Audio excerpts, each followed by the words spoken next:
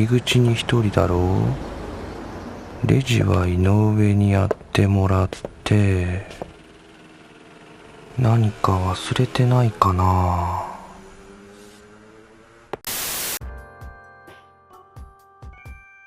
Hello everybody, Jim here yet again.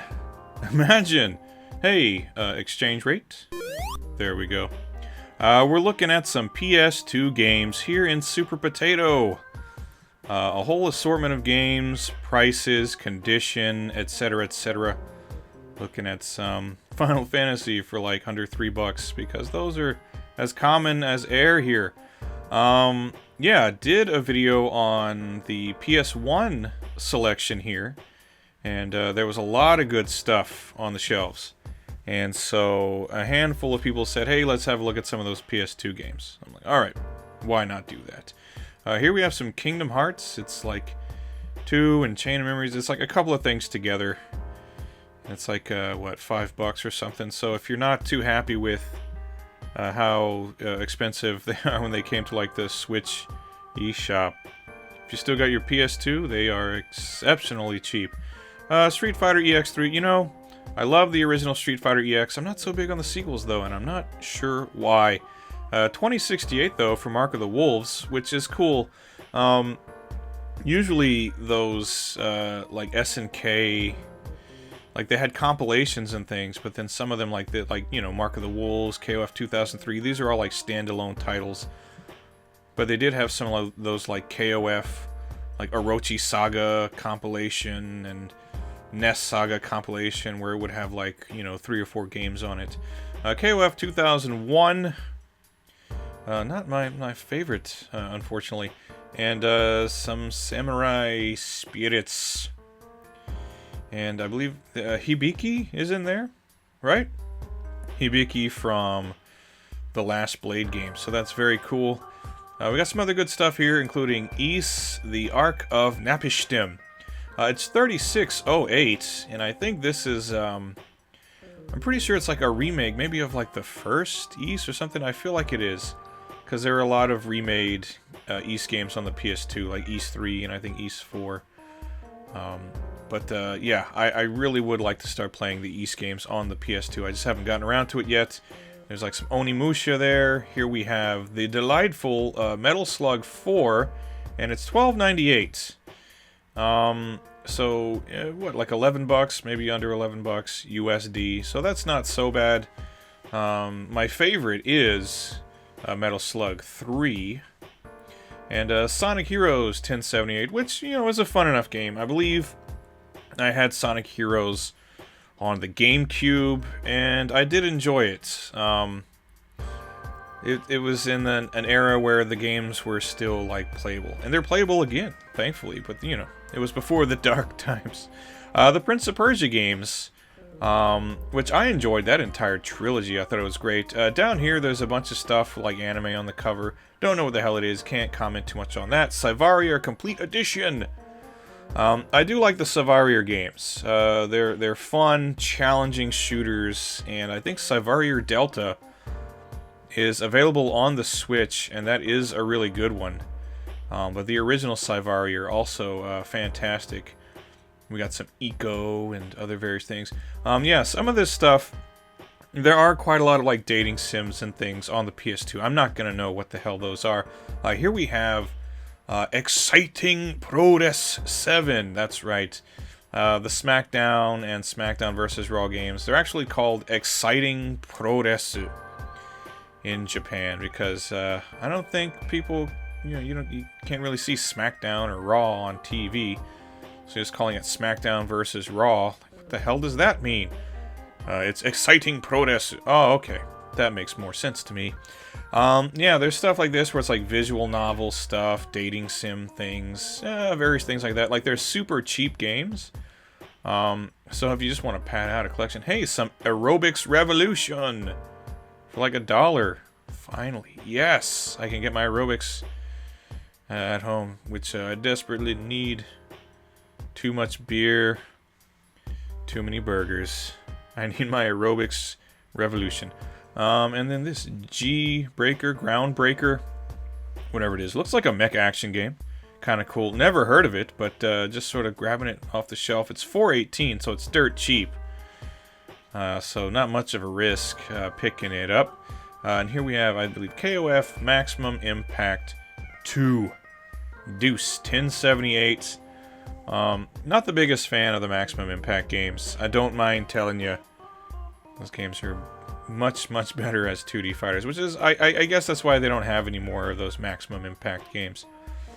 There were 2 and done. Maybe it should have been 1 and done. 2178, Gradius 3 and 4. Amazing, amazing games. I've said it countless times. I'm a big Gradius fan. Gradius 3 is my favorite, mostly because of how much I played it on the Super Nintendo. One of the few shooters where, at least at one point in my life, I could just clear it without dying. Just a great game. Although I was playing it at Mikado recently, and I didn't realize I'd flipped a switch to make it brutally difficult, and I got my ass handed to me in a high hat.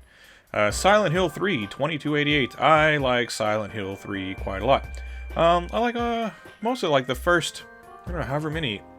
Actually, now that I think about it, I don't think I've ever played a Silent Hill game I didn't like, because I liked Downpour, and I liked The Room.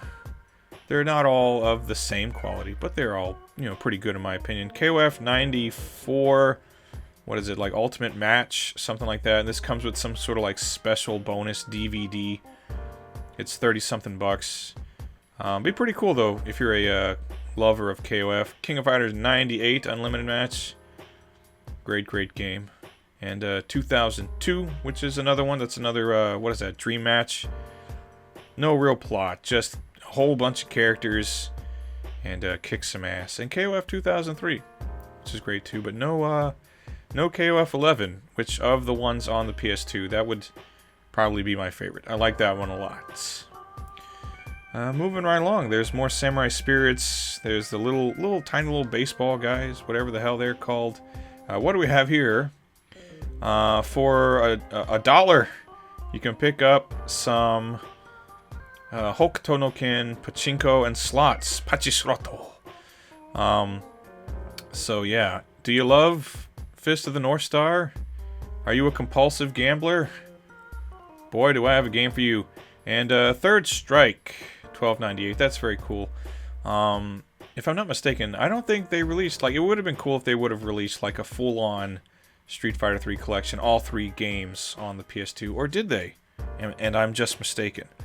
I don't know. I can't recall. I could be mistaken. And the Street Fighter Zero collection, which is, now that's more like it, $27.28. And look at that, 1, 2, 3, 4, 5 games on it, including Pocket Fighter. Come on, what a sweet bonus game to just include in there, Pocket Fighter. So if you got like $20 and you love the Street Fighter Alpha series and some Pocket Fighter, one game with all the games in it. Sengoku Basara 2.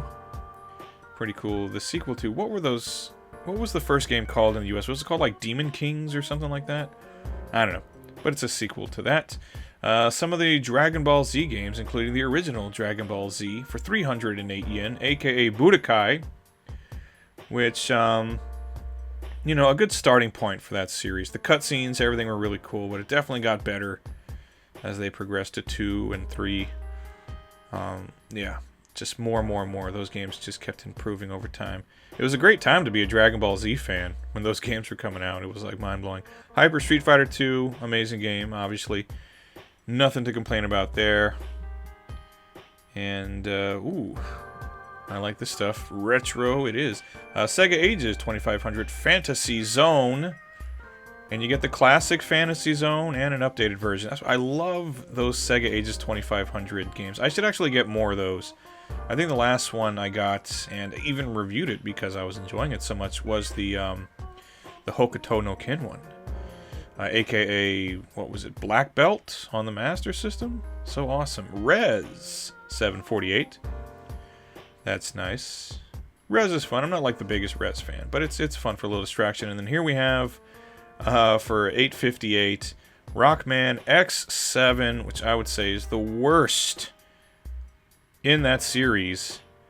And they do not have X8 lying around. X8 is not great either, but it's definitely better than 7. But you can't go wrong with Like the first 6 X games. 418 for Ryuga Gotoku 2. Not bad. Yeah, that's another thing. If you're a big fan of the Yakuza games, if you don't mind picking up the Japanese versions, they're super cheap, as are these Naruto games. I guess these were released when Naruto was like just massive, huge with kids in Japan, and so they're so abundant and so cheap. But anyway, that's gonna pretty much do it for today. There's other stuff there, but I don't want these to go on for too long. So thanks for watching, everyone, and I'll see you in the next one. Goodbye.